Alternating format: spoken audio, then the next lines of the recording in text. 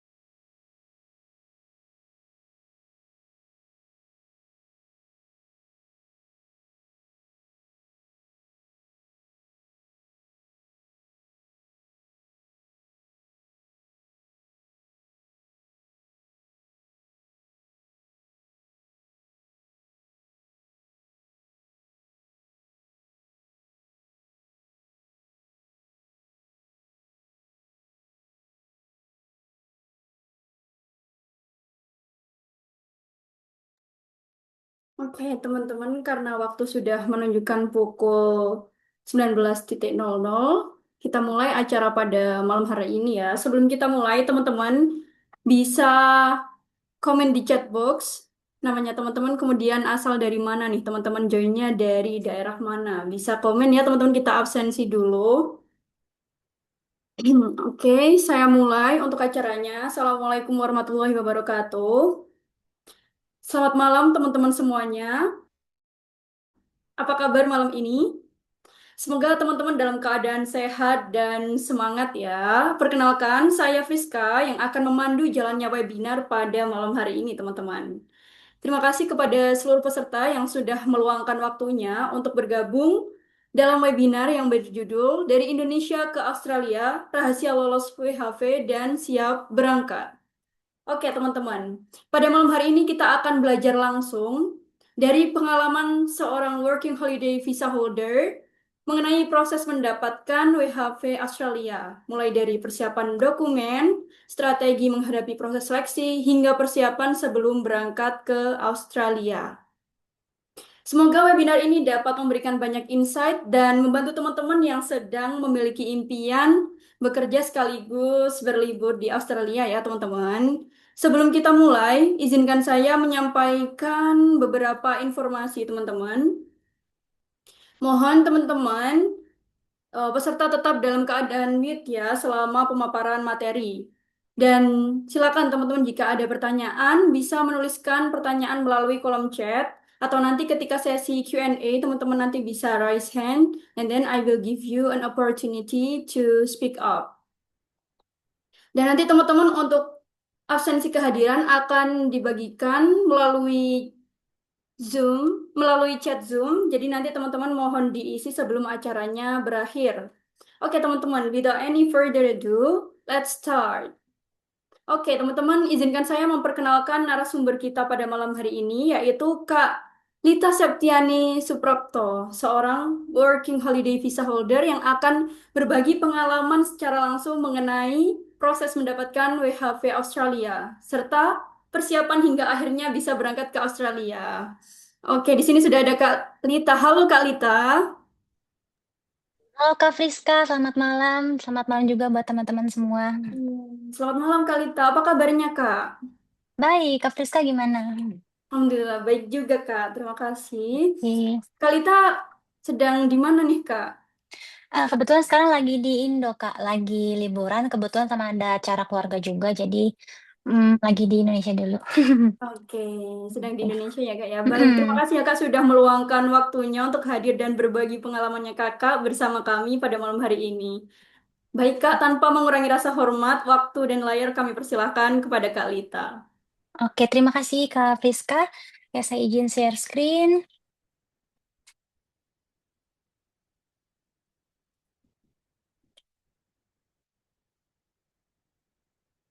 Oke, sudah muncul ya Kak Friska ya? Sudah Kak. Oke, sudah. Oke, sebelumnya saya perkenalkan diri dulu buat ke teman-teman semua. Eh, saya Lita, saat ini saya WHV holder 2024. Jadi saya mendaftar WHV itu tahun 2024 di bulan Oktober. Jadi ini adalah tahun kedua saya WHV. Untuk pekerjaan saya bekerja dan tinggalnya itu di Victoria, wilayah Victoria di Australia. Lalu pekerjaan saya di sana di farm, kemudian ambil side job food delivery. Kalau mungkin kalau di Indo itu kayak GrabFood, GoFood begitu. Oke, lalu ambil side job juga itu pizza delivery di restoran. Kemudian dishwasher juga cuci piring gitu atau bagian yang di dapur. Kadang bersih-bersih dapur, kadang juga mengantar pizza gitu. Nanti saya akan jelaskan pekerjaan detailnya dan bagaimana suka dukanya bekerja di sana di bagian presentasi saya nanti. Oke, saya lanjutkan dulu. Oke, mungkin teman-teman perasaan kenapa ya memilih WHV gitu ya. Saya pun kadang sebelum berangkat ke Australia juga bertanya, kenapa ya saya mau ambil WHV. Bahkan sekarang pun saya kadang masih sering bertanya, kenapa ya saya mau memilih WHV. Yang pertama, ini alasan pribadi saya, itu ingin ke luar negeri. Mungkin, bisa ingin ke luar negeri jalan-jalan ataupun kuliah. Tapi kenapa memilih AAV, pertama, Saya ingin menambah pengalaman ke luar negeri, lalu memiliki relasi banyak teman-teman dari negara lain, dan WFH itu menurut saya menarik gitu ya, di sana kita bisa bekerja dan bisa berlibur juga dengan menggunakan visa yang legal gitu, tanpa, ada hal-hal lain yang mungkin kita takut atau gimana ya. Jadi visa yang legal dan kita bisa bekerja dan berlibur di sana. Dan kita juga bisa meningkatkan bahasa Inggris di sana. Jujur sebelum saya ke Australia, itu Inggris saya, ya pas-pasan gitu ya, mungkin bisa dibilang atau basic. Tapi saya rasa setelah saya pergi ke Australia, itu, merasa bisa gitu bahasa Inggrisnya, karena mau nggak mau di sana dipaksa gitu. Jadi harus bisa berbahasa Inggris gitu dengan orang-orang di sana, teman-temannya, ataupun dengan, eee, atasan, supervisor, dan orang-orang di sana ya, gitu. Oke. Nah, apa itu WHV? Mungkin, saya minta satu atau 2 orang dari teman-teman yang join di sini boleh ketik di kolom chat, yang kalian tahu aja gitu ya, apa sih itu WHV? Boleh satu atau 2 orang, tulis di kolom chat.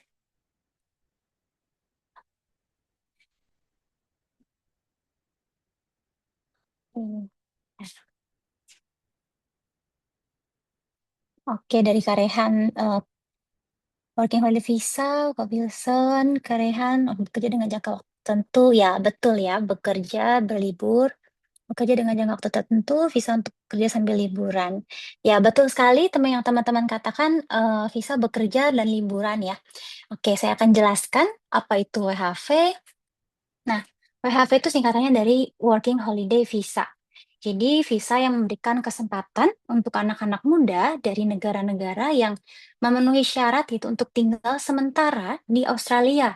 Untuk tujuannya sambil bekerja dan berlibur, itu. Nah, usianya itu, untuk syarat terakhir yang saya tahu, waktu saya mendaftar itu, maksimal itu 30 tahun usianya, gitu ya. Oke, saya akan jelaskan berikutnya. Nah, di sini proses daftar, WHV. Saya akan jelaskan alurnya, gitu. Nah, di sini, mulai dari persiapan. Mulai dari les bahasa Inggris, tes IELTS, dana aktif 5.000 audio. Saya jelaskan satu per satu. Untuk pengalaman saya pribadi, waktu itu tahun 2024 saya pernah mencoba mendaftar WHV di bulan Maret. Saat itu, bukannya itu kuotanya tuh hanya kuota sisa dari tahun sebelumnya, jadi sekitar 800 orang gitu ya kuotanya. Nah, sayang sekali di bulan Maret itu, saya gagal gitu, tidak mendapatkan WHV. Karena, pertama kuotanya sedikit, lalu, harus berebut gitu ya. Jadi, mungkin saya jelaskan secara runtut. Jadi dalam mendaftar visa working holiday visa ini, itu ada yang dinamakan, surat dukungan untuk WHV. Jadi kita perlu mendapatkan SDWHV itu, isinya tuh surat dari pemerintah gitu, untuk kita bisa apply visa WHV ini. Nah, untuk dapetin SDWV-nya itu kita harus nge-war gitu ya, kayak nge-war tiket konser. Kalau teman-teman yang belum tahu, di sini tuh harus rebutan gitu, sampai mungkin ada beberapa yang ke warnet gitu. Lalu ada juga yang mungkin harus, ke kafe yang WiFi-nya kencang. Nah, saat itu saya, sempat ke warnet waktu bulan Maret itu ya.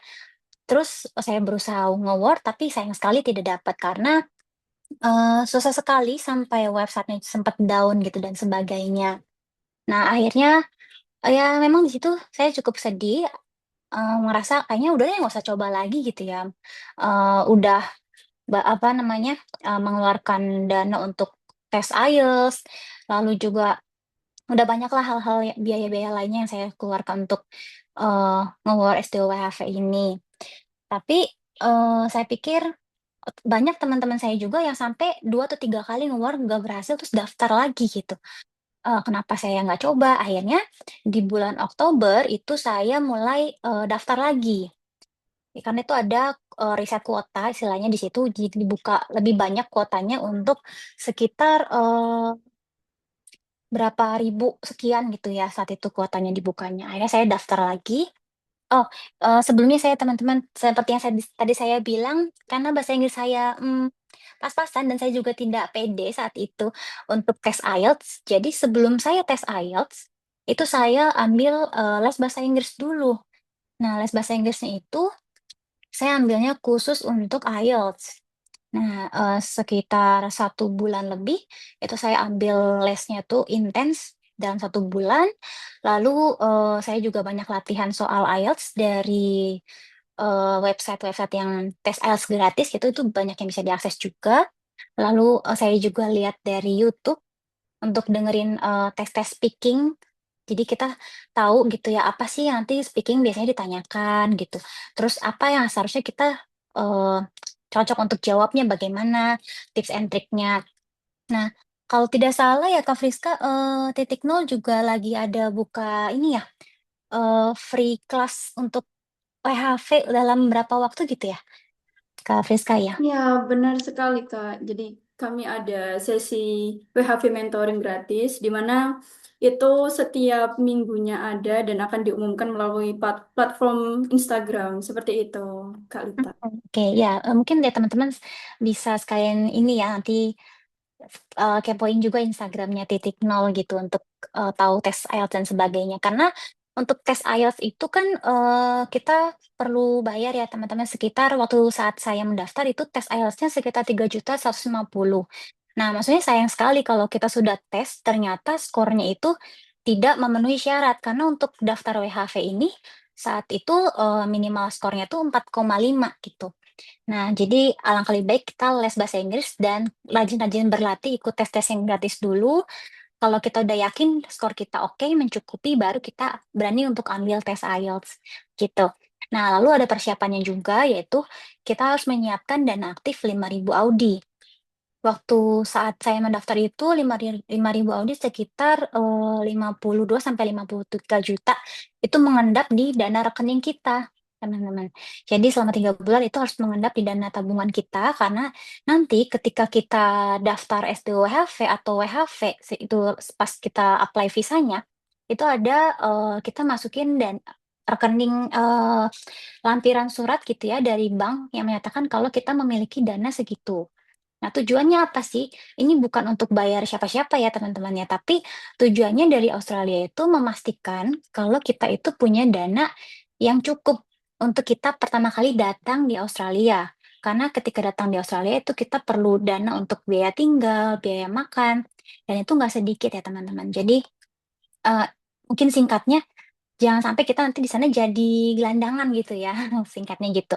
Nah, itu yang mungkin Australia itu tekankan kenapa kita harus punya dana aktif 5.000 Audi. Nah, oke. Nah, setelah persiapan ini, tes IELTS selesai, saya waktu itu SDWHV, terus setelah saya dapat, puji Tuhannya dapat di bulan Oktober itu benar-benar berasa mimpi ya teman-teman ya saat itu dapat karena itu susah sekali mendapatkan SDWHV. Tapi tahun ini saya dengar dari berita yang Australia itu dirubah ya sistemnya teman-teman ya. Tapi mungkin belum keluar sistemnya seperti apa, cuman katanya sih nggak War SDWHV lagi, tapi dirubah ke sistem ballot. Jadi kayak kita daftar, terus nanti pemerintah Australia yang akan mengambil nama kita gitu. Singkatnya seperti itu. Jadi yaitu eh, ada faktor keberuntungan dan balik lagi kalau misalkan memang Tuhan kasih ya gitu teman-teman. Nah setelah itu saya medical check up setelah dapat WHV itu saya medical check up dulu lalu setelah medical check up saya lodge visanya atau apply visa ke website imigrasi Australia. Sekitar 2 minggu sampai 3 minggu visa saya granted gitu. Nah setelah granted itu barulah saya bisa pesan tiket pesawatnya untuk berangkat ke Australia. Nah di sini saya pernah posting di Instagram saya pribadi, itu saya jelasin proses perjuangan dapetin WHV karena cukup panjang proses saya mendapatkan WHV dari persiapan les dan sebagainya. Itu saya masukin di konten tersebut dan di halaman terakhir saya ada lampirkan persyaratan pengajuan WHV. Nanti mungkin teman-teman bisa baca lebih detail. Di sini ada usia 18 sampai 30 tahun dan syarat-syarat lainnya. Untuk lebih detailnya, teman-teman harus pantengin Instagramnya Dirjen Imigrasi Indonesia gitu. Nah, di situ biasanya tuh ada tanda-tanda nih kalau misalkan udah deket mau buka WHV-nya lagi, itu dia misalkan sekitar dari 1 bulan sebelumnya juga dia udah keluarin kode-kodenya, misalkan posting sesuatu yang mengarah-arah ke WHV. Nah, di situ teman-teman harus makin mantap gitu ya untuk mempersiapkannya. Contohnya sudah tes IELTS, dana rekening udah ada gitu. Jadi jangan sampai mepet nanti persiapannya. Nah gitu. Nah nanti eh, setelah itu juga seminggu sebelumnya juga dari Ditjen Imigrasi itu akan posting lagi apa yang harus disiapkan gitu ya lebih detailnya. Oke, nah di sini tips agar peluang lolos lebih besar ya kalau ini sangat penting banget ya teman-teman ya, paspor masih berlaku. Nah, jadi waktu itu saat saya sebelum mendaftar WHV itu paspornya sudah mau habis, jadi sempat saya perpanjang dulu. Jadi dalam durasi yang panjang ya. Jadi pastikan paspornya masih berlaku, jangan sampai bulan depan WHV-nya dibuka, ternyata bulan depan juga itu paspornya habis gitu, expire gitu. Nah, jangan sampai kayak gitu teman-teman. Mendingan dikasih jangka waktu panjang, kalau memang udah deket-deket mepet, mendingan diperpanjang dulu aja paspornya gitu. Jadi pastikan paspornya ini masih berlaku. Nah, kemudian dana mencukupi seperti yang tadi saya bilang, pastikan dananya itu eh, sesuai dengan syarat yang tercantum ya teman-teman. Kalau bisa dilebihin sedikit juga nggak apa-apa, jangan sampai kurang. Kenapa? Karena beberapa orang itu kena ini sempat kena random check. Seperti teman saya pernah itu dia padahal dia sudah ada dana 5.000 audinya ya teman-teman. Tapi pernah dia di bulan mungkin nggak 3 bulannya, mungkin di bulan keduanya dia pernah setengahnya lebih tuh kosong gitu saldonya. Jadi tidak mengendap 3 bulan itu berturut-turut tidak mengendap. Akhirnya kena random check dari imigrasinya, lalu diminta rekening koran dan detailnya gitu, detail rekeningnya apakah benar ada dana segini-segini gitu ya. Jadi agak lebih ribet.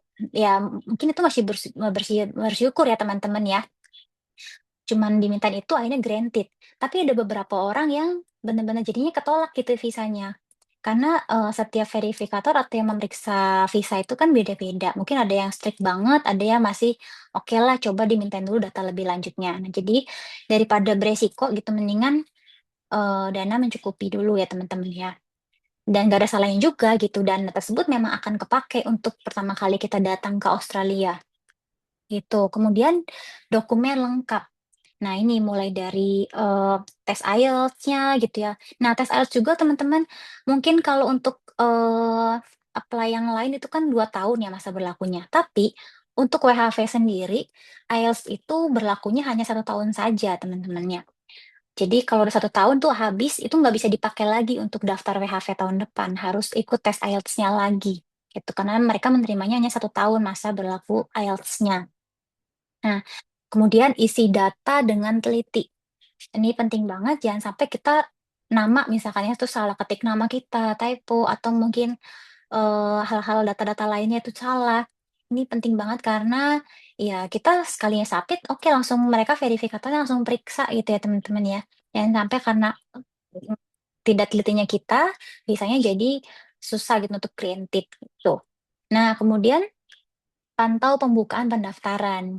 Itu tadi yang harus diperhatikan, pantau ini ya, di channel imigrasi Instagramnya, itu kita harus sering-sering cari tahu gitu kan, kapan bukanya, terus syaratnya apa aja, karena bisa jadi waktu aku WHV tahun lalu dengan tahun ini itu syaratnya berbeda gitu. Mungkin ada perubahan, seperti sistemnya saja sudah berbeda ya. Tahun lalu masih suratnya S2HV-nya, tapi tahun ini akan sistem ballot. Nah,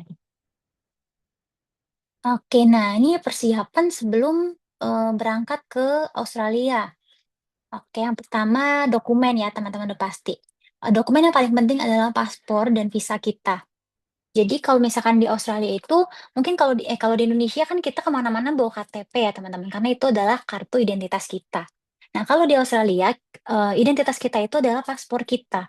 Jadi kemana-mana kita eh, bawa paspornya minimal soft file ada di HP kita. Itu ada gitu ya, soft file paspor. Karena di sana, misalkan kita pergi ke suatu tempat, seringkali diminta identitas itu paspor kitanya. Apalagi karena kita bukan orang Ausinya gitu ya. Jadi paspor adalah identitas kita di sana. Penting banget dibawa. kemudian juga visa. Nah, kalau aku pribadi sebelum aku berangkat ke Australia itu aku download aplikasi MyFevo yang logonya warna biru. Itu kita bisa masukin, visa Grand Number kita, nomor visa kita, lalu nanti akan keluar kopiannya di aplikasi tersebut. Jadi misalkan ini jaga-jaga, kalau kita di bandara ditanya, visanya mana, kita bisa kasih lihat, di aplikasi MyFevo tersebut. Oke, kalau dulu, bilangnya harus print visanya, sepertinya nggak perlu, cuman kasih lihat di MyFevo itu aja, itu juga, mereka tahu gitu kalau itu aplikasi resmi dari mereka. Lalu kemudian, keuangan ya teman-teman. Mungkin beberapa ada yang ini ya, tahu harus, tahu gitu ya. Ya ke sana juga penting untuk bawa cash. Walaupun di sana pada akhirnya bisa sih cuma ngetap-ngetap aja untuk pembayaran ini itu. Tapi alangkah lebih baiknya kita juga perlu membawa uang cash saat kita ke Australia pertama kali.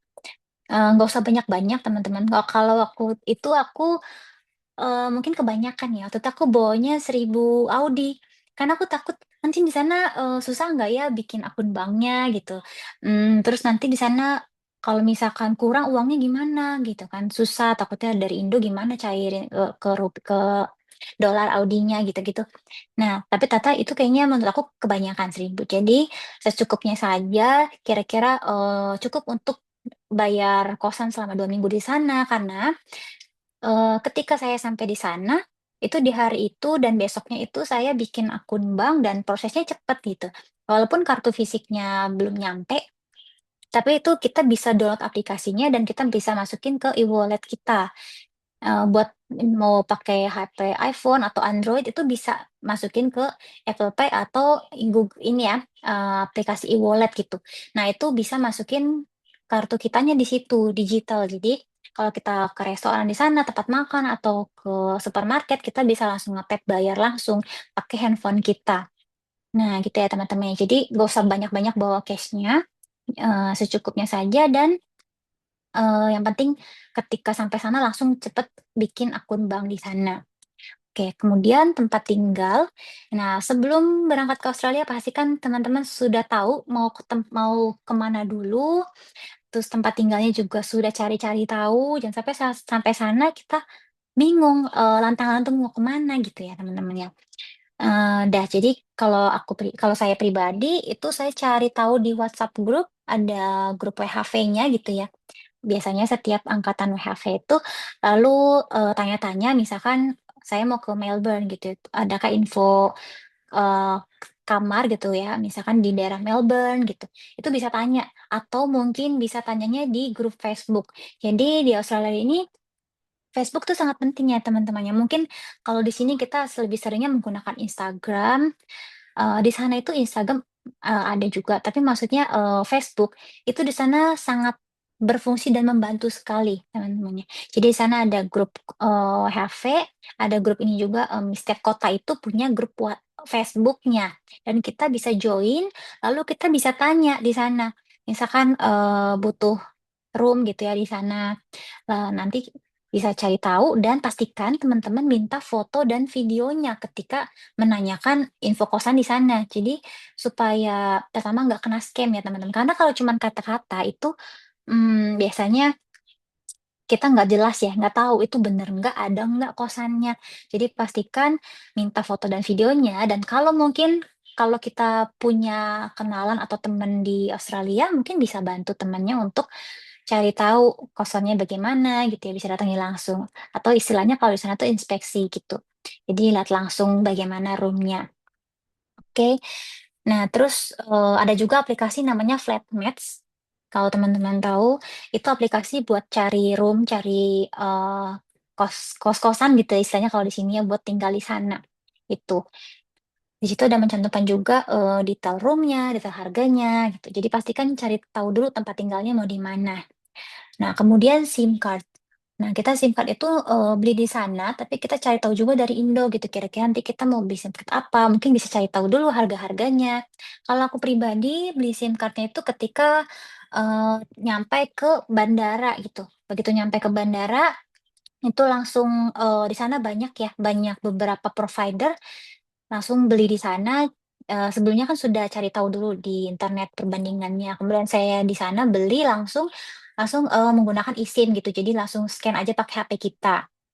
Oke, terus bawa barang bawaan kita pribadi ya. Nah, untuk detailnya, aku juga pernah bikin eh, postingannya di Instagramku sendiri. Itu barang-barang yang aku bawa pas pertama kali ke Australia. Detailnya itu ada, itu seperti barang-barang pribadi kayak obat-obatan, itu paling penting ya teman-teman ya.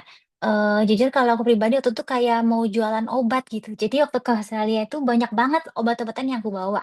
Dan kalau saat itu aku sempat bawa resep juga dari dokter karena ada obat-obatan dokter juga yang perlu aku bawa. Jadi kalau misalkan takutnya ditanya ini obat apa, aku bisa jelasin gitu. Nah, begitu ya teman-teman ya. Jadi bawa obat-obatan pribadi karena kan kalau di sana kita belum tentu cocok dengan obatnya gitu. Oke, dan barang-barang pribadi lainnya. Oke, oke, Ian. Nah, mencari pekerjaan di sana.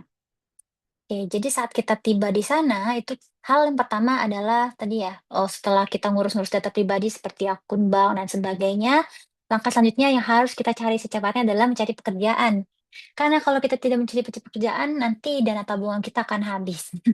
Jadi, cari pekerjaan. Nah, cari pekerjaan itu bagaimana? Di sana itu ada yang nama aplikasi itu Seek.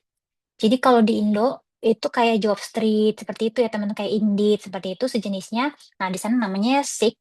Itu kita bisa cari pekerjaan apapun di situ ada ya teman-teman. Kita cari tahu mau lokasinya di mana, bidang pekerjaannya apa, itu bisa cari tahu di Seek. Nah, kemudian yang bisa kita cari juga dari Facebook Group. Jadi setiap kota di sana itu punya Facebook grupnya. Misalkan Facebook grup namanya The Rock Melbourne, The Rock Sydney, seperti itu ya. Nah itu bisa kita tanya ataupun nggak tanya pun di sana tuh banyak lowongan-lowongan yang mereka share. Contohnya dibutuhkan misalkan barista di restoran ini. Bisa langsung email atau mungkin kita bisa datang langsung ke alamat restonya tersebut, kita bisa drop CV. Nah gitu. Atau kita bisa cari pekerjaan juga dari website perusahaan. Jadi misalkan kalau di Indo ada website perusahaan Indofood misalkan ya. Nah itu kita bisa kunjungin websitenya, masuk ke bagian karir, lalu kita apply tuh teman-teman di situ. Nah, seperti, aku pribadi waktu itu aku dapat pekerjaan yang di farm itu dari website perusahaannya. Itu website resminya, aku apply dari situ karena dia ada beberapa wilayah, aku apply yang bagian wilayah yang di Victoria. Nah, kemudian, bisa juga lewat agensi. Agensi contohnya kayak AgriLabor. Jadi dia tuh, merekrut orang-orang lalu dia yang menghubungkan kita dengan perusahaan yang membutuhkan tenaga kerjanya, gitu teman-teman. Kita nggak bayar ya teman-teman ya, di sini sama sekali tidak dipungut biaya apapun di agensi ini. Jadi kalau misalkan ada yang mengatasnamakan agensi AgriLabor atau agensi apa gitu, lalu meminta bayaran harus bayar dulu 10 juta, berapa juta, jangan percaya teman-teman, hati-hati itu pasti scam dan itu pasti, nggak ada gitu ya, maksudnya nggak jelas pekerjaannya. Kalaupun keterima nanti pasti akan, secara salary mungkin tidak digaji sesuai dengan yang di sana, pokoknya tenaga kita juga akan ekstra bekerja di sana dan itu biasanya scam nggak itu bukan beneran mencari pekerjaan teman-teman. Rata-rata kalau yang, minta pungut biaya itu pasti, nggak usah dilanjutin pas itu, scam. Oke, terus ada walking resume, jadi, drop CV. Jadi kita misalkan mau kerja di restoran atau coffee shop gitu, kita bisa drop CV kita langsung datengin satu persatu, tanya apakah sedang mencari, karyawan baru gitu ya, pekerja baru, lalu teman-teman bisa drop CV-nya langsung. Jangan sungkan dan jangan takut nanti, takutnya tertolak atau gimana, nggak apa-apa, coba aja dulu drop CV gitu. Pastikan kalau bisa itu datangnya itu di jam-jam yang jangan lagi mereka sibuk, teman-teman. Karena, takutnya malah mengganggu mereka ataupun, CV kita nggak tahu nanti taruh di mana gitu ya, teman-teman. Maksudnya tidak langsung. Nah, kalau misalkan restorannya atau coffee shop-nya lagi tidak begitu ramai, bukan lagi jam-jam ramai, dan teman langsung ngasih CV, itu kalau teman-teman beruntung bisa langsung di-interview, bahkan bisa, diminta untuk, "Oke, besok bisa nggak nanti di-training?" Gitu, atau, "Oke, kamu bisa join kapan?" Itu kalau beruntung bisa langsung seperti itu, teman-teman. Nah. Oke, kemudian email perusahaan. Nah, teman-teman juga bisa apply kerjaan itu lewat email perusahaan. Tapi pastikan nama emailnya itu mencantumkan nama perusahaannya. Contohnya, misalkan saya bekerja di eh, perusahaan apa ya, Indofood gitu ya di Indonesia misalkan di sananya gitu ya namanya misalkan Indofood. Ini bukan iklan atau promosi ya, teman-teman. Terus teman-teman misalkan mau apply ke perusahaan saya gitu, perusahaan aku sendiri ya. Nah, pastikan nama email aku tuh @indofood.co.id. Nah, gitu. Jadi ada nama perusahaannya teman-teman di email si HR-nya, HRD-nya gitu. Karena seringkali kalau emailnya itu tidak mencantumkan nama perusahaannya, biasanya mungkin ada juga yang benar, tapi biasanya itu pun sama scam juga. Nah, aku pernah dengar ceritanya dari, anak WHV, itu dia sempat, dapat info lowongan kerja dari WhatsApp grup WHV. Lalu dia apply tuh, kirim email ke HR-nya, katanya sih dia HR-nya, tapi di situ nggak ada nama perusahaannya. Akhirnya apply lewat emailnya, lalu pekerjanya katanya dibayarnya itu waktu itu, petik buah, jadi bukan per jam katanya, per berapa kilo buah yang dia petik. Memang di sana ada yang dibayarnya per jam, ada yang dibayarnya, per bagian gitu ya teman-teman ya, misalkan petik buah itu per kilonya, per jumlahnya, gitu. Nah, akhirnya sampai 1 minggu itu, nggak digaji ya teman-teman, bilangnya nanti katanya, "Kamu belum mencukupi, masih sedikit, petiknya." Akhirnya setelah 2 minggu juga nggak digaji juga. Terus akhirnya setelah tanya lagi, digaji sih, tapi digajinya itu sangat kecil di bawah, rata-rata gaji di sana. Dan bahkan kerjanya pun sering overtime dan itu nggak dibayar overtime-nya. Sedangkan kalau di Australia itu kalau overtime itu dibayar lebih ya teman-teman ya. Akhirnya untungnya, anak WFH tersebut ya segera keluarlah cari pekerjaan baru gitu. Dan bahkan, ironisnya itu bahkan dia sampai bayar kos-kosan di sana pun nggak bisa gitu, karena nggak digaji-gaji dan sekalinya digaji pun kecil. Jadi, sangat membahayakan gitu kalau terus bertahan di tempat itu ya, bisa-bisa habis juga uangnya gitu. Jadi, hati-hati sekali saat mencari pekerjaan di sana ya teman-teman ya, pastikan resmi, cari tahu detailnya, nama perusahaannya gitu. Oke.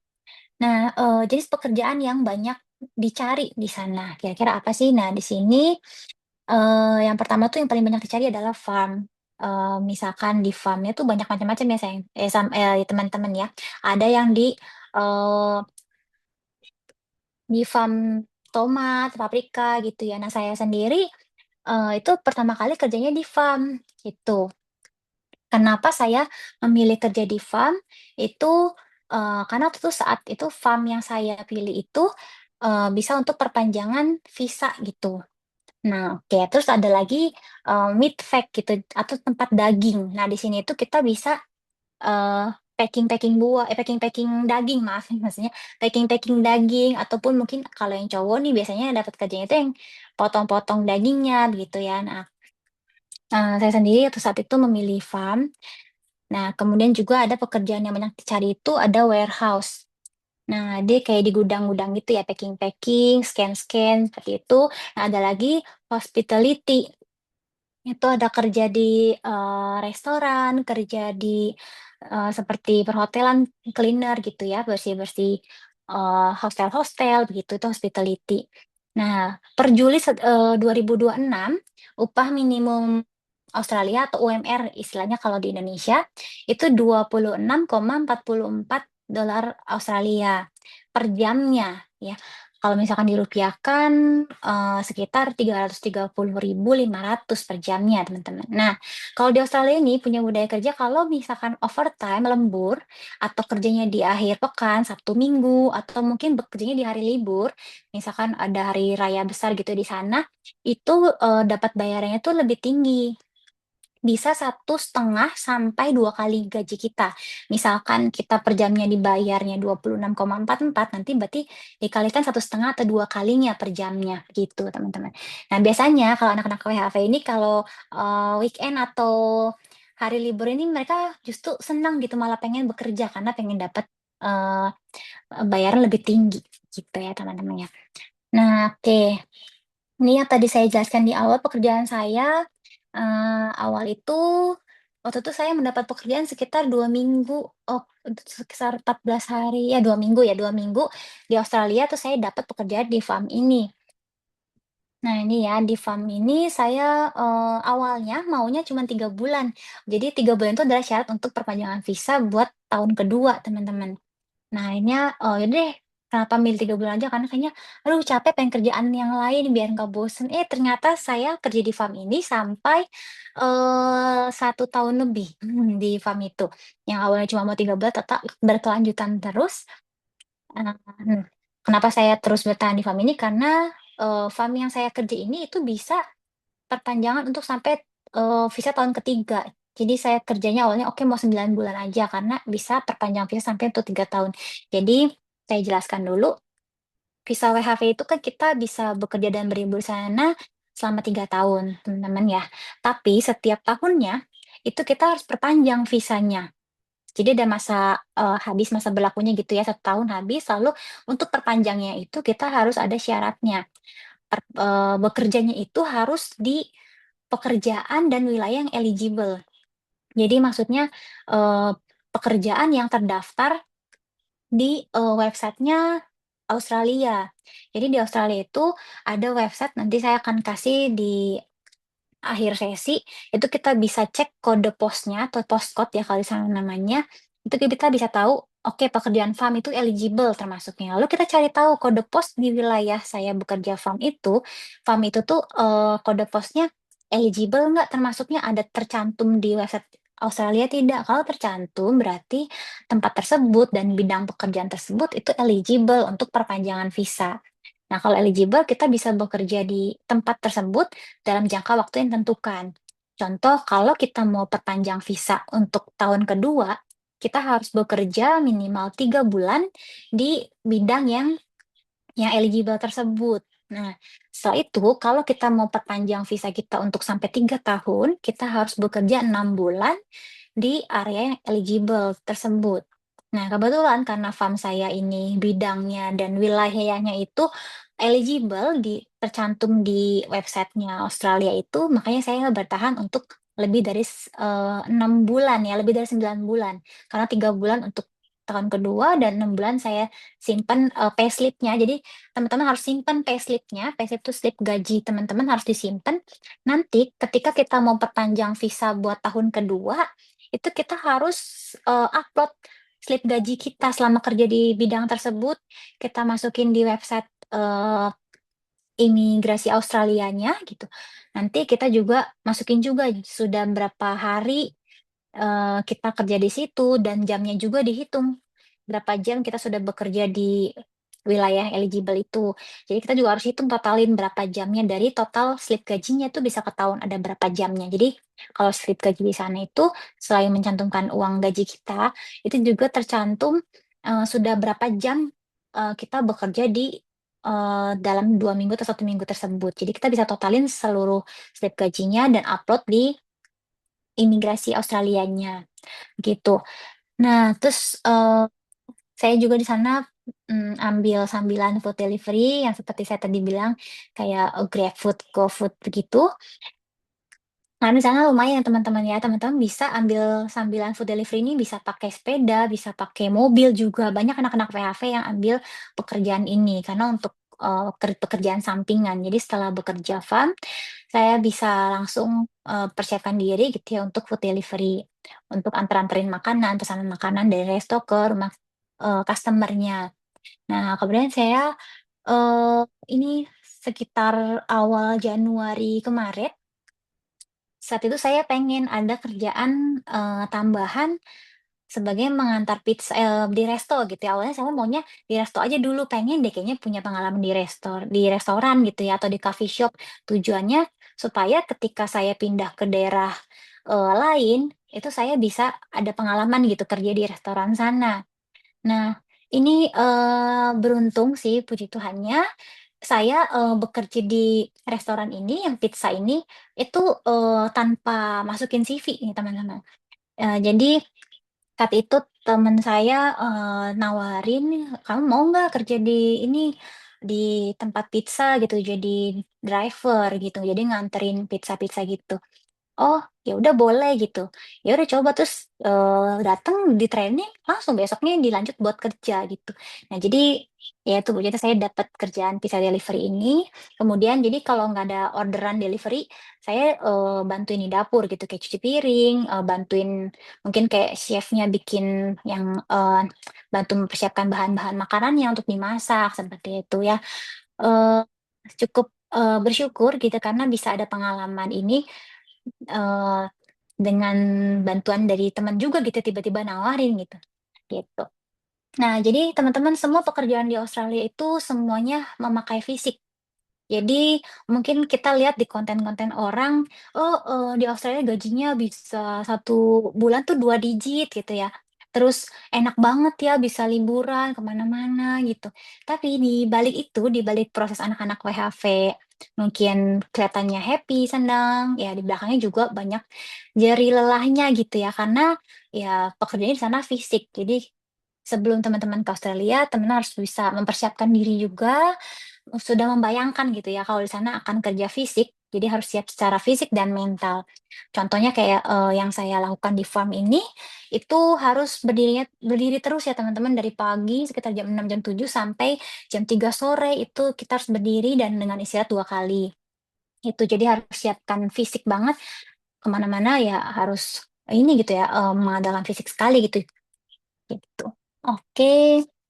Saya lanjutkan. Nah, seperti apa kehidupan di Australia yang kita lihat mungkin kadang kalau yang terlihat di Instagram yang seneng-senengnya aja gitu ya, liburan, enak gitu, eee kasih lihat view-view di Australia, ya tapi sebenarnya juga ada suka dukanya teman-teman selama bekerja di Australia. Itu, nih, foto saya waktu bekerja, jadi di sana mungkin saat bekerja, ini lucu sih teman-teman, saat bekerja dengan saat jalan-jalan, anak-anak WFH itu sangat terlihat berbeda. Contohnya kalau misalkan saya dan teman-teman yang bekerja di farm, itu pakai topi, pakai masker, pakai jaket, benar-benar tertutup gitu ya, kayak orang mau ngerampok gitu teman-teman. Karena kita saking panasnya gitu ya kalau kerja di farm. Jadi sangat benar-benar tertutup rapat, lalu ketika kita liburan kemana mana langsung kita, saya dan teman-teman tuh langsung berganti outfit mungkin seperti ada sangat terlihat sekali perbedaannya. Begitu juga dengan teman-teman saya yang kerja di Medvac. Jadi kerja di tempat yang daging itu, di sana harus pakai double-double jaket, benar-benar semua tertutup, tapi teman saya ketika pergi jalan-jalan langsung, wah terlihat berbeda gitu ya. Jadi sana ya ada suka dukanya.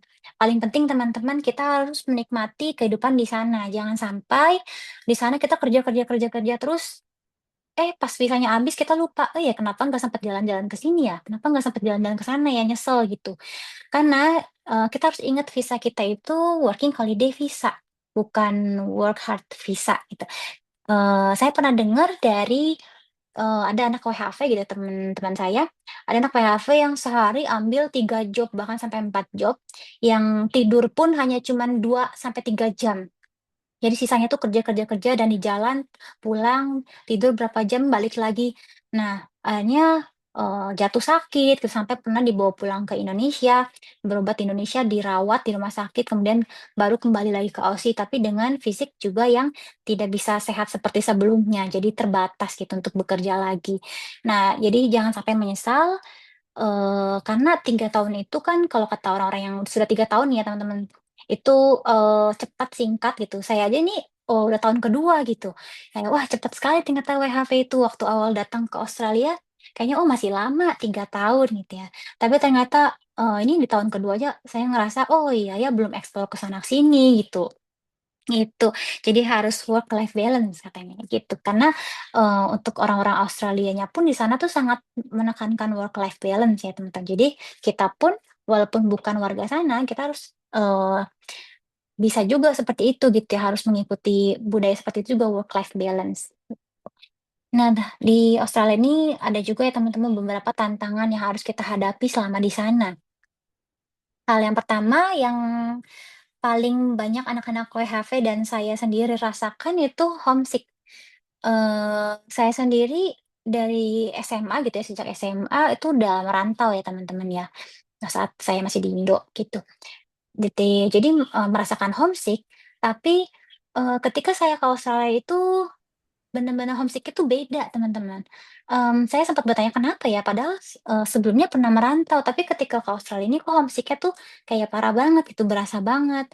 Ya mungkin karena, negaranya pun beda ya, teman-teman, jauh, jadi jauh dari keluarga, teman, belum ditambah lagi perbedaan jam dari Australia dan Indonesia gitu. Jadi ketika kita harus berkomunikasi dengan keluarga, teman-teman, itu pun, jadinya, susah gitu ya, agak kesulitan dan di sana kadang ya kalau kita lagi capek kerja itu merasakan kayak, "Oh kok kayak sendiri ya, kayak ada yang kosong ya." Nah itu teman-teman, ternyata bukan cuma saya gitu, awalnya, mungkin saya aja kali yang merasa kayak gini, ternyata yang lain juga pun anak-anak WFH itu sering mengeluh kayak gitu, homesick-nya itu yang paling tantangan pertama yang dirasakan.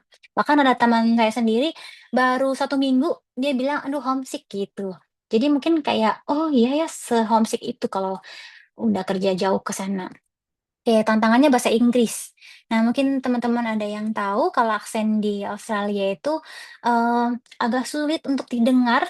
Jadi awal-awal saya ke sana pun itu bingung gitu mencernanya ya ketika saya dengar supervisornya ngomong ini, terus belum lagi orang Aussie-nya sendiri kan ngomongin, aduh bingung gitu ngomongnya, agak kesulitan untuk mencernanya dan saya pun takut untuk berkomunikasi jadi cenderung pasif. Tapi lama-lama ya dipaksa untuk ngomong, untuk menjawab, ya barulah berani gitu untuk berbahasa Inggris. Nah, tantangan ketiga yang saya rasakan mencari pekerjaan pertama. Ya, waktu itu 2 minggu baru dapat pekerjaan. Nah, ini teman-teman beda-beda ya. Ada teman saya yang hari ini nyampe di Australia, besoknya langsung, email, besoknya lagi langsung dapet. Itu cuman 3 hari dapat ada, tapi ada juga teman saya yang sampai 2 bulan, hampir 2 bulan teman-teman nggak dapat pekerjaan gitu. Nah, jadi penting banget ini, makanya yang tadi saya bilang dana tabungan harus ada ya saat kita ke Australia, karena kita tidak pernah tahu kapan dapat, eee, pekerjaan pertamanya. Lalu cuaca juga. Nah, cuaca di sana itu beda-beda setiap state-nya. Saya di Victoria itu cuacanya terkenalnya kayak, mood cewek katanya, bisa berubah-berubah gitu. Jadi pagi itu panas, sorenya tuh, dingin gitu. Saya tuh, nyampe Januari, itu di sana lagi musim panas seharusnya seharusnya, tapi ternyata saat sampai sana hujan dan saya bawa payung, payungnya pun sampai kebalik gitu. Jadi kok ini summer, musim panas, tapi kok hujan, bahkan anginnya dingin gitu. Jadi harus persiapan cuacanya, lalu juga sempat ngalamin burnout juga kalau di sana ya, karena apalagi pekerjaannya monoton. Setiap harinya akan, eee, sama terus gitu ya pekerjaannya ya, misalkan kita, petik-petik buah gitu, itu akan sama terus seperti itu. Jadinya akan ada kalanya kita capek dan bosan dengan pekerjaan tersebut. Nah, kalau sudah bosan boleh teman-teman cari pekerjaan yang baru ataupun, kalau memang sudah melengkapi buat extend visanya itu yang tadi eligible-nya sudah selesai, ya boleh cari pekerjaan bidang baru supaya meringankan, rasa burnout kita ini. Nah, kemudian perbedaan budaya juga teman-teman. Di sana banyak ketemu orang dari berbagai negara lain, jadi, pemikiran dan budayanya pun yang kita temui itu berbeda gitu ya. Mungkin ada hal-hal yang "Oh gitu ya?" Gitu. "Kok ini ya beda ya sama prinsip atau budaya kita ya di Indonesia ya." Jadi itu kadang yang masih, bingung atau sulit kayak kita pahami gitu. Oke, nah kesalahan yang sebaiknya dihindari, yang pertama tadi datang tanpa tabungan ya. Jadi kita harus punya dana tabungan yang cukup untuk menghidupi kita selama di sana belum mendapatkan pekerjaan. Nah, CV asal-asalan juga, kalau saya pribadi sebelum ke Australia itu siapkan CV-nya dulu teman-teman, bikin dulu CV-nya. Mungkin sekedar bikin di laptop atau HP dulu aja, nanti saat sampai sana baru masukin nomor handphone Aussie-nya gitu ya. Tapi jangan asal-asalan teman-teman ya, karena ini penting sekali, CV adalah, kunci untuk kita bisa menembus pekerjaan-pekerjaan di sana gitu ya, untuk kita apply. Karena kalau CV-nya salah-salah ya akan susah juga nanti takutnya untuk mendapatkan pekerjaan. Lalu menunggu pekerjaan datang. Jadi jangan cuman, kirim 1 lamaran, lalu kita biarin aja gitu. Tapi kita harus kirim berbagai lamaran lainnya gitu, yang banyak gitu. Jadi jangan nunggu satu, nunggu di interview, jangan kayak gitu, karena itu akan kelamaan, jadi sebar sebanyak-banyaknya. Nah, terlalu takut mencoba. Nah, ini banyak yang anak WHV, lakukan juga gitu ya, ini salah sih untuk terlalu takut mencoba. Jadi jangan sampai merasa, "Aduh ini susah entar ya pekerjaannya, jangan lamar deh, ini takutnya nggak bisa nggak ya, nggak usah dilamar deh." Kalau kayak gitu, nantinya susah gitu untuk dapat pekerjaan, jadi kita pede aja dulu, apply dulu aja dan ya udah nanti kita coba jalanin dulu aja pekerjaan tersebut gitu ya teman-teman. Apalagi untuk pekerjaan pertama kita coba yang ada dulu aja nanti kalau memang kita sudah ada pengalaman kita bisa pindah pekerjaan lain. Nah, tips sukses selama di Australia yang pertama itu kita harus mau belajar teman-teman. Saya pribadi ketika bekerja di farm itu sempat mau menyerah gitu karena di sana itu targetnya tinggi pekerjaannya. Misalkan saya harus menyelesaikan tanaman itu 850 tanaman per jam. Itu kan kayaknya gimana ya? Itu kok kayak angin gitu, cepet banget 850 tanaman per jam kita harus kerjain. Kayaknya nggak bisa, tapi setelah berusaha berulang-ulang dan supervisor di sana juga tentu sangat baik gitu ya, sangat mengerti sekali. Jadi ya kita harus punya rasa mau belajar, rajin dan datang tepat waktu. Ini penting banget karena di sana juga kita dibayar salary gajinya itu per jam ya teman-teman. Jadi kita harus rajin dan datang tepat pada tepat waktu gitu ya. Jadi harus waktu di sana orang-orangnya sangat menghargai waktu sekali gitu. Jangan sampai kita tiap hari semena-mena kita gitu ya datangnya telat mulu, bilangnya sorry sorry telat gitu. Nah itu nggak bisa kayak gitu. Nah kemudian kita harus bisa kelola keuangan juga di sana. Mungkin kita awal nerima gaji, wah 2 digit gitu ya, terus kita langsung mau foya-foya, langsung tahu-tahu habis gitu ya. Nah, kita harus pintar-pintar mengelola keuangan di sana. Karena balik lagi, 3 tahun singkat, eee aku juga pernah dapat info dari orang-orang ya, kita harus banyak menabung selama di sana. Jangan sampai terlena dengan gaji di sana. Lalu jangan pilih-pilih pekerjaan, jadi pekerjaan apa saja kita lamar, siapa yang menerima kita kita juga coba dulu, jangan takut. Nah, di sini bangun networking, karena seringkali banyak dapat info pekerjaan itu lewat teman-teman kita. Di sana seperti yang tadi saya ceritakan, saya dapat pekerjaan pizza itu dari teman gitu ya, tiba-tiba ditawarin teman tanpa interview malah langsung masuk, langsung dapat gitu. Oke. Nah, ini ada, sebentar ya, ini ada satu video yang pernah saya post juga di Instagram dan TikTok saya. Nah ini, semoga kata-katanya juga bisa menginspirasi teman-teman ya, menguatkan teman-teman. Jadi sebelum saya ke Australia, itu saya tuh, pasang wallpaper Sydney, kita tahu ya teman-teman ya, wallpaper Sydney itu di HP saya gitu. Jadi sebelum saya ngeluar SDWHV, saya tuh selalu pasang itu karena tujuannya untuk memotivasi saya. Setiap kali lihat layar handphone, oke saya, pengen banget nih ke Australia gitu, harus bisa dapet ke sana.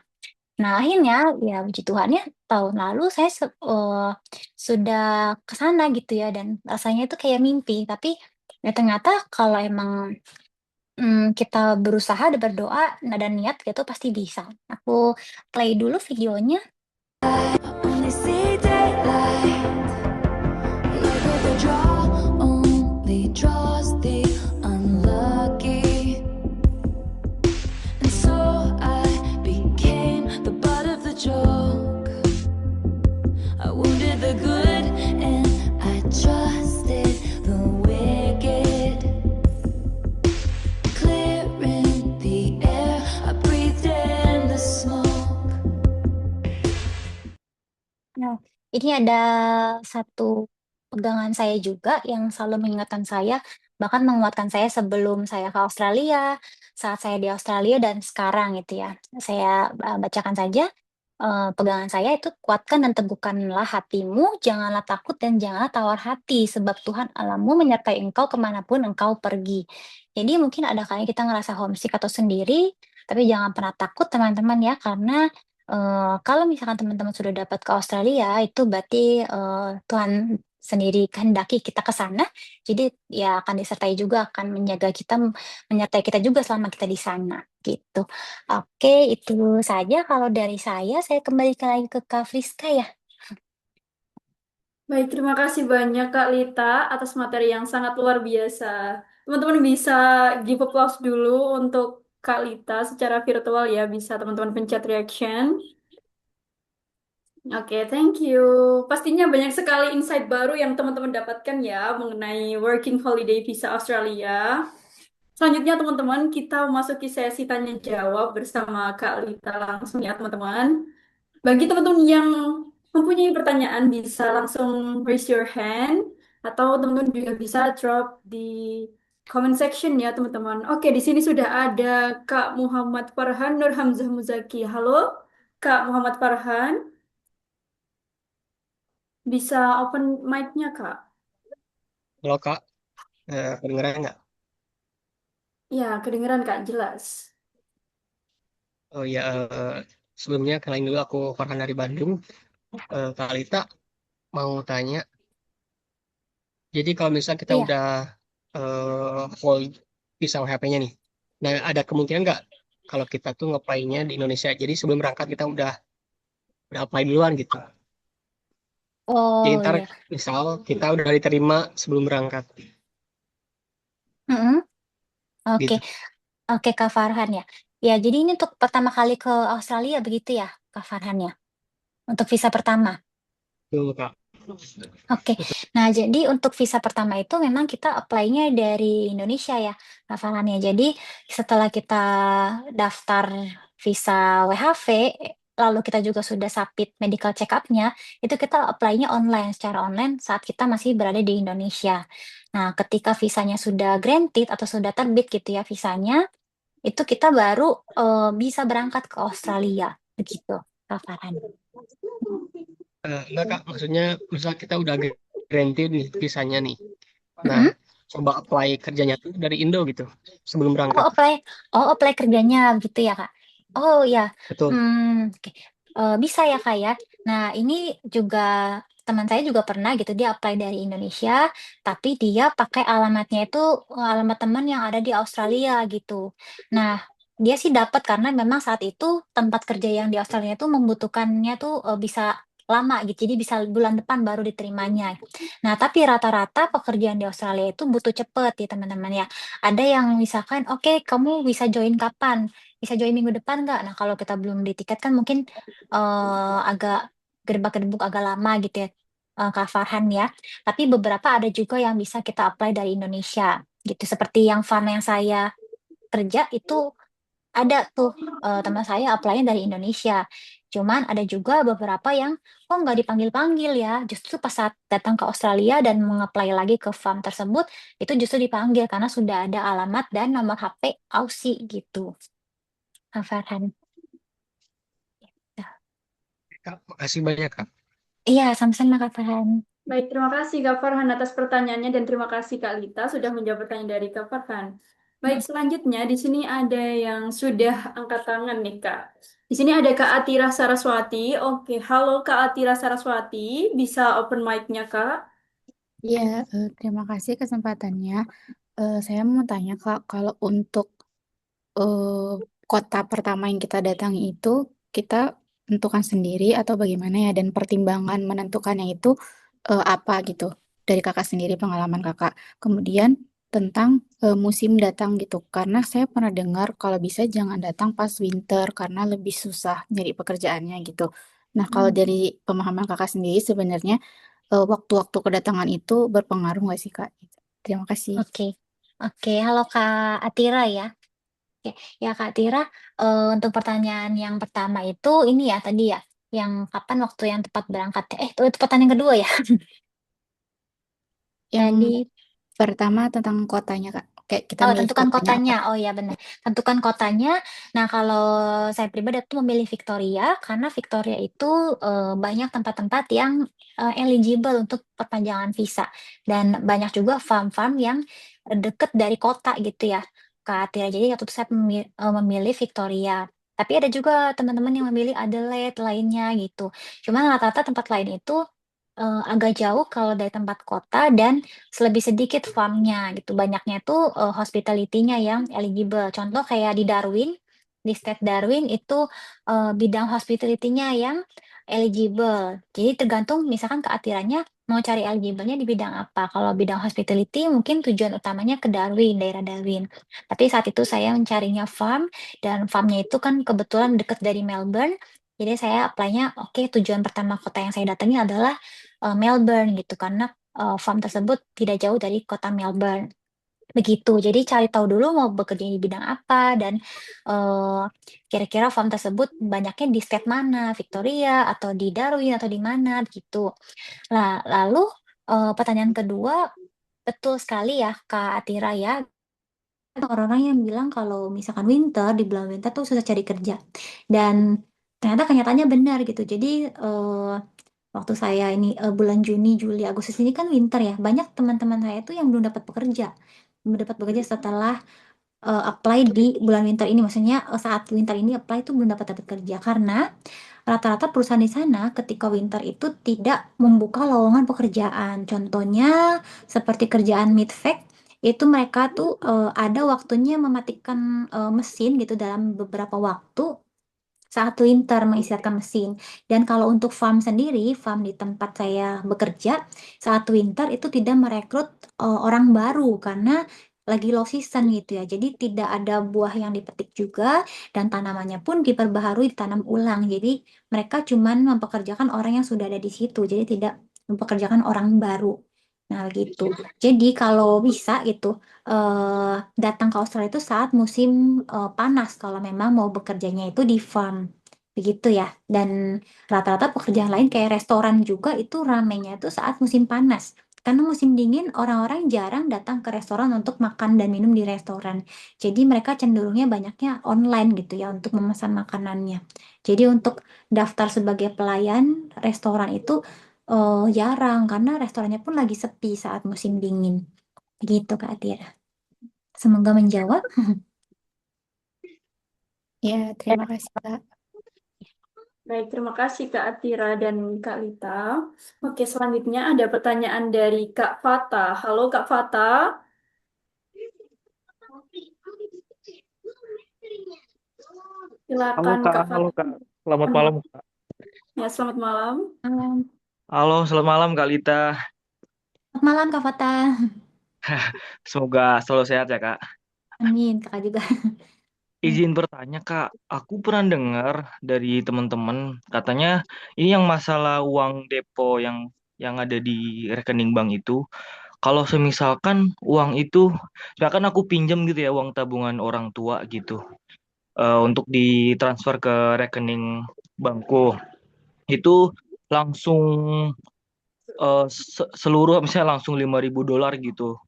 Nah, itu bakal dicurigain nggak sih Kak kalau uang langsung ditransfer semuanya gitu atau harus bertahap dulu gitu. Soalnya kata teman-teman saya, katanya kalau langsung itu bakal dicurigain gitu Kak. Iya. Mohon ini ya infonya Kak. Mm. Terima kasih. Iya betul Kak Fata.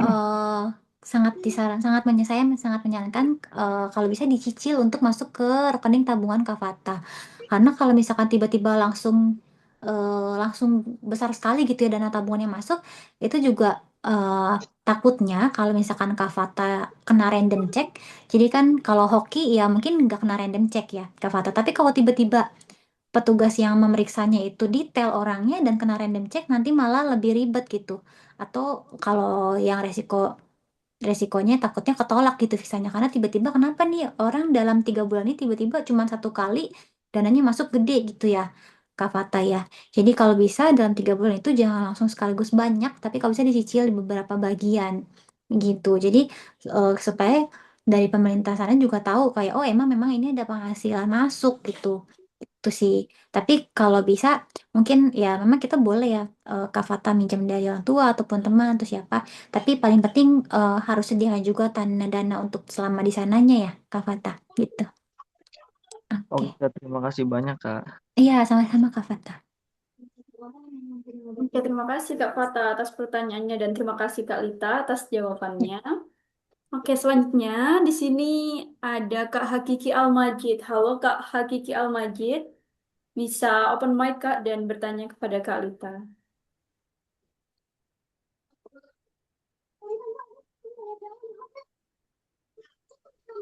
Eh, Baik Kak, selamat malam Pak.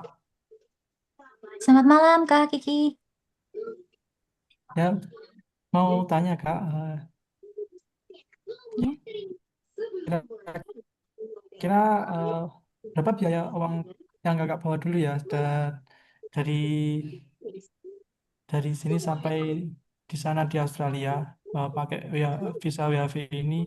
Terus menurutnya Kakak itu di tahun sekarang berapa biaya yang aman ya Kak buat visa WHV ini untuk dari Indonesia sampai ke Australia ini Kak? Bentar. Maaf Kak, tadi Kak siapa namanya? Kak apa tadi Kak namanya? Kak Boleh Hakiki diulangi? Kak. Kak Kiki ya? Iya Kak Kak. Hakiki, boleh diulang pertanyaan pertamanya tadi? Maaf, tidak begitu jelas terdengar.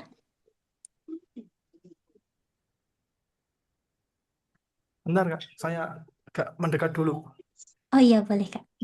Oh, mungkin saya jawab yang pertanyaan kedua dulu ya, kira-kira berapa yang dana untuk selama di sana begitu ya Kak Hakiki ya? Eh, Pertanyaannya sama Kak, sebenarnya. Oh, Nggih. mm, Saya ulangi ya Kak ya. mm, Berapa biayanya kakak itu pas dulu kakak awal ke sana dari di mm. Indonesia sampai ke Australia kak pakai visa Oh, WAV ini. Nah, oh terus iya. menurutnya kakak itu di tahun sekarang eh, berapa biaya yang aman buat visa WAV ini ya kak untuk sampai ke Australia? Oh ya, oke Kak Hakiki saya jawab ya. Waktu saya 2024 itu untuk visa WHV-nya itu seharga sekitar 6 sampai 7 juta untuk visanya. Lalu eh, saya juga siapkan dana untuk beli tiket pesawat dan lain-lain. Jadi sekitar pesawat itu saat itu saya berangkat itu karena di bulan Januari itu lagi high season ya di sana sekitar 7 jutaan gitu. Kalau mungkin kalau selain musim panas itu bisa 7 juta atau 8 juta tuh bisa PP untuk tiket pesawat ya. Jadi saya pernah buat rinciannya juga di Instagram saya pribadi. Nah, itu sekitar dari les IELTS juga saya perhitungkan 3 jutaan gitu ya. Terus lalu visanya juga sekitar 6 sampai 7 jutaan. Jadi kurang lebih hampir 20 juta ya Kak Hakiki ya untuk dana ke sana gitu. Itu Kak Hakiki. Apakah menjawab Kak?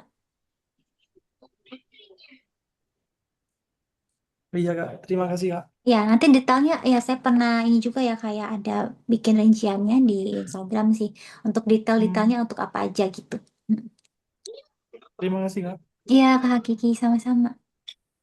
Terima kasih Kak Habibie dan terima kasih Kak Lita atas jawabannya. Selanjutnya, Kak Tika silakan untuk bertanya. Bisa open mic-nya Kak Tika. Okay, thank you Kak Friska. Can you hear my voice, Kak Lita? Iya Kak Tika. Yes, sorry ya Kak, it's noisy here. Sebenarnya aku cukup penasaran Kak, dan terima kasih udah menjelaskan. Jadi aku juga ada gambaran terkait WHV ini seperti apa gitu. Jadi aku penasaran beberapa hal Kak. Yang pertama, kita itu fleksibel nggak ya Kak, kalau misalnya mau pulang ke Indonesia atau gimana? Terus kita punya kontrak kerja nggak kalau misalnya kita mau apply ke salah satu institusi atau gimana? Dan rekrutmennya itu seperti apa? Ketika kita mau apply kerja, apakah sama seperti di Indonesia kayak when we want to registration about our work, our job itu kan kita harus interview dan sebagainya. Apakah di sana juga melakukan hal tersebut atau gimana? Dan terus pertanyaan ketiga, itu kita skor IELTS-nya harus berapa ya Kak untuk bisa memenuhi kriteria dari mereka gitu Kak. Sejauh ini masih itu pertanyaan yang terbayang. Oh iya, oke Kak Tika. Oke, saya jawab yang pertanyaan ya. Pertanyaan pertama. Jadi kalau misalkan pulang Indo itu bagaimana? Kalau saya pribadi itu sudah 2 kali ini pulang ke Indo gitu ya. Nah, itu bisa mengajukan cuti ketika gitu. Di sana kita bisa boleh cuti. Nah, tergantung durasi cutinya itu berapa lama, tergantung tempat kerjanya. Kalau untuk di farm saya sendiri itu bisa sampai sekitar 1 bulanan. Itu bisa ya. Apalagi kalau misalkan lagi di low season, kayak musim dingin di sana itu kan lagi nggak hiring orang. Justru mereka ya senang-senang aja gitu kalau kita pulang Indo karena kan ya memang lagi nggak ada kerjaan banyak nih di sananya. Jadi kita boleh mengajukan cuti gitu kalau mau pulang ke Indo.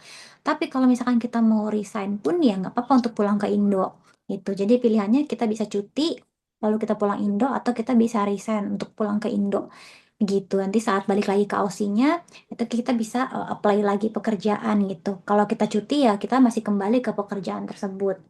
Begitu. Untuk kontrak kerja, ada beberapa perusahaan yang mencantumkan mengharuskan kontrak kerja berapa bulan, tapi ada juga yang tidak. Cuman ada ya kalau bisa segini bulan bisa tetap bertahan di situ. Contohnya di farm saya bekerja ini tidak ada kontrak kerjanya harus berapa bulan, tapi saat saya lamar ke perusahaan tersebut itu ada cantumnya gitu ya, kalau bisa gitu disarankan bisa stay 6 bulan minimum gitu. Jadi mungkin ada yang kontrak, tapi sejauh ini yang saya bekerja itu nggak ada sistem kontraknya ya, karena di sana pun kita dibayarnya itu eh, per jam. Jadi kalau memang kita nggak masuk atau kita cuti ataupun resign itu tidak dibayar gitu. Kalau di Indonesia mungkin kita cuti, kita sakit nggak kerja itu kan tetap dibayar. Kalau di sana kan sistemnya dibayarnya per jam ya gitu. Nah, untuk pertanyaan ketiga, skor IELTS itu saat tahun 2024 dan tahun kemarin pun masih sama, itu minimalnya itu IELTS-nya 4,5 gitu. Itu English-nya, IELTS-nya. Tapi untuk tahun ini saya nggak tahu apakah itu akan naik skornya atau sama gitu ya. Gitu. Ya mudah-mudahan tetap sama, minimum 4,5 gitu sih. Ketika. Semoga menjawab. Thank you, Kak. I want to ask one more question. Can I? Oh ya, Ketika. Mau, oke. Kak, tadi kan kakak memaparkan terkait pekerjaannya itu bisa bekerja di bidang farm atau hospitality gitu-gitu. Nah, Mm. sebenarnya sekarang aku tuh bekerja sebagai guru ya, Kak, di Indonesia. Mm. Ya memang di sekolah yang menggunakan kurikulum internasional juga. And then ya I always discuss with foreigner actually. Nah, aku tuh pengen banget di WHV ini bisa bekerja di bagian pendidikan juga. Kalau di sana itu apakah WHV-nya ada di bagian pendidikan atau seperti apa ya, Kak? Oh ya, oke. Oh, Ketika guru ya, saya juga waktu di Indo dulu guru nih Kak, kita sama backgroundnya.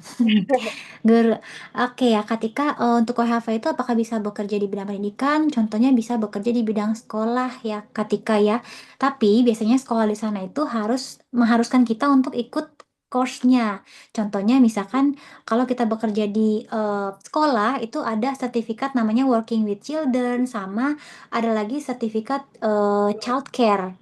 Nah, sertifikat childcare itu kita harus ikut selama kurang lebih kalau tidak salah ya Kak 3 bulan gitu. Jadi kita harus ikut sertifikat childcare, lalu kita ada sertifikat working with children, baru kita bisa bekerja di sekolah. Mungkin seperti sebagai asisten guru dan sebagainya. Tapi kalau misalkan bekerja di sekolahnya sebagai cleaner, contohnya seperti teman saya, dia bekerja di sekolah tapi dia sebagai cleaner, jadi bersih-bersih ruangan kelas dan toilet dan sebagainya itu tidak perlu sertifikat childcare, tapi yang ada sertifikat working with children-nya itu harus punya sertifikatnya. Begitu, Kak. Mungkin kalau ketika nanti dari WHV tertarik untuk lanjut tinggal di Australia dan bekerja di Australia, mungkin ketika bisa tuh ambil sertifikat childcare ataupun ambil ganti ke student visa, ambil ini Kak namanya early childhood gitu ya. Jadi diploma itu nanti bisa kerja di sekolah di sananya. Gitu, Kak. Oke, Oke, Kak semoga Lita, menjawab. thank Mm-mm. you ya, Kak. Next, aku Ya, akan tanya-tanya sama-sama sih, Kak, Ketika. lewat sosial media, Kakak. Boleh, boleh Kak. Ya, nanti Oke, DM aja. Oke. oke, thank you, Kak. Kak Ya. Tika, for such an interesting question. And thank you, Kak Lita, for answering the question. And then for the next, from the chat box, I noticed some questions from Kak Rehan. Oke, jadi Kak Rehan bertanya nih, Kak, apakah cost living di state Victoria itu lebih tinggi dari state yang lain? Bagaimana, Oke. Kak? Oke, ya halo Kak Rehan ya, saya sapa dulu. Ya, jadi untuk di Australia itu terutama di kota-kota besar itu pasti untuk cost of living-nya tuh lebih tinggi daripada state atau kota lain yang lebih kecil. Ini tergantung state Victorianya mungkin tinggalnya nanti di mana dulu gitu ya. Contohnya kalau Kak Rehan misalkan tinggalnya di Melbourne, itu adalah istilahnya kayak ibu kotanya si provinsi Victoria itu. Itu akan sangat tinggi. Contohnya tempat tinggalnya saja gitu ya, kos-kosannya itu mahal gitu. Kalau saya pribadi kan tinggalnya itu sekitar 1,5 jam dari Melbourne, jadi regional. Saya di sana kayak sewa kamar private itu sekitar 200 per minggu, $200 per minggu. Sedangkan kalau di Melbourne itu sekitar 300 sampai 350 per minggunya. Jadi tergantung kotanya itu ya. Kayak seperti Sydney, Melbourne itu sangat mahal. Tapi kalau kita tinggalnya di daerah yang regional, apalagi yang pedalaman outback gitu, itu akan harusnya bisa lebih murah gitu ya. Jadi di state-nya itu masing-masing tergantung di kota mana, ya gitu Kak Rehan. Oke, semoga menjawab Ya. pertanyaan Kak Rehan. Terima kasih Kak Lita atas Iya insight. Kak. Kata Kak Rehan, thank you Kak Lita. Berarti perbedaannya lebih ke kota dan regional ya, bukan Iya state. betul. Mm-mm. Baik.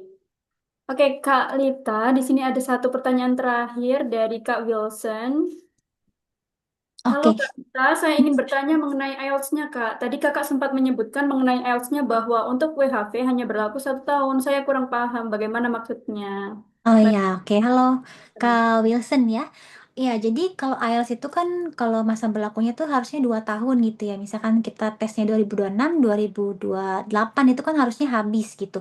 Di tahun berikutnya kita harus ambil tes lagi. Tapi untuk syarat mendaftar WHV itu dia hanya menyarankan untuk mewajibkan gitu ya, harus 1 tahun aja masa expirednya. Contoh misalkan kita ambil, misalkan Kak Wilson ambil tes IELTS-nya di 2026 bulan Agustus sekarang. Nah, berarti masa berlakunya itu sampai dengan Agustus tahun depan 2027. Nah, kalau misalkan Kak Wilson-nya mendaftar WHV-nya di tahun depan di bulan Agustus atau September 2027, itu sudah tidak bisa gitu karena masa berlaku IELTS-nya itu sampai dengan Agustus tahun depan. Nah, gitu ya, Kak. Tapi kalau Kak Wilson daftar WHV-nya di bulan Oktober tahun ini, itu masih bisa karena masih berlaku untuk IELTS-nya. Begitu. Semoga bisa dipahami Kak Wilson ya. Baik, terima kasih Kak Lita atas jawabannya. Oke, Iya, Kak, Kak. ini ada pertanyaan follow-up question. Apakah IELTS-nya bisa akademik nih, Kak, kalau untuk WHV?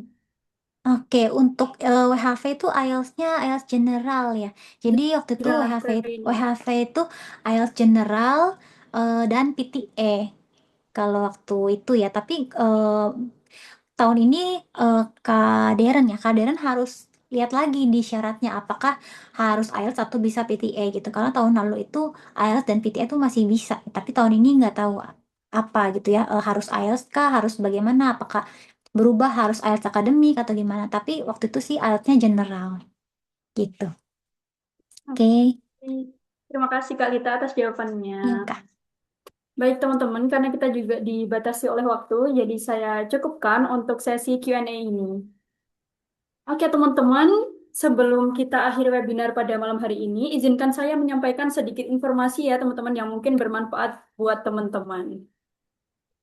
Izinkan saya untuk share screen.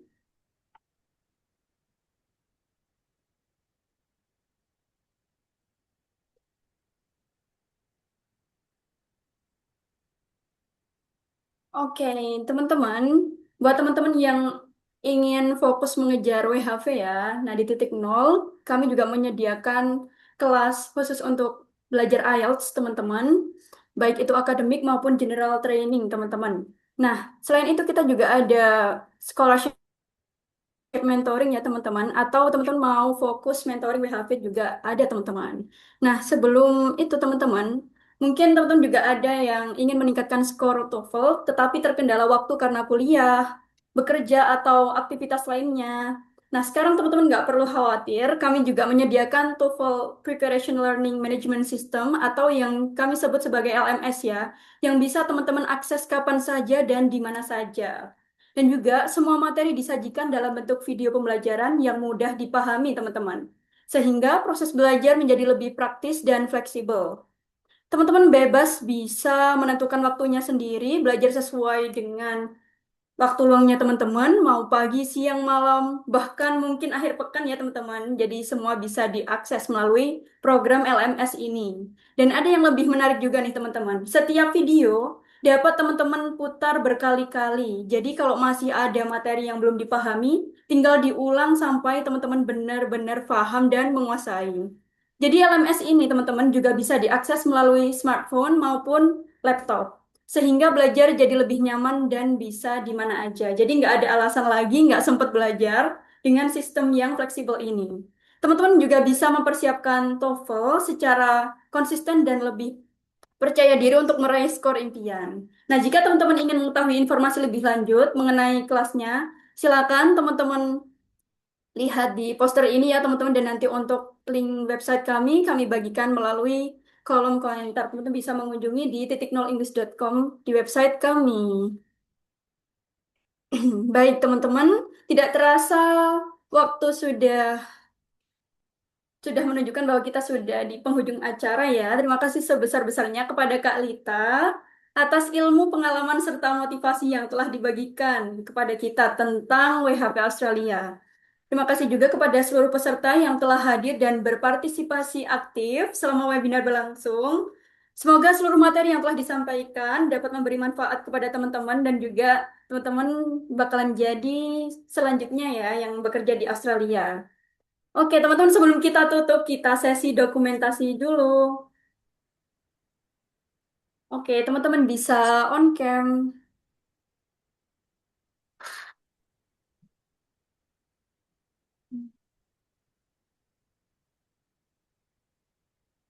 Hmm. Baik, saya hitung ya, teman-teman. 1, 2, 3. Oke, satu kali lagi. 1, 2, 3. Oke, terima kasih. Terima kasih banyak untuk Kak Friska dan teman-teman semua. Sampai Terima bertemu kasih di Kak Lita Australia dan ya semuanya. teman-teman. Sampai jumpa di webinar selanjutnya. Iya.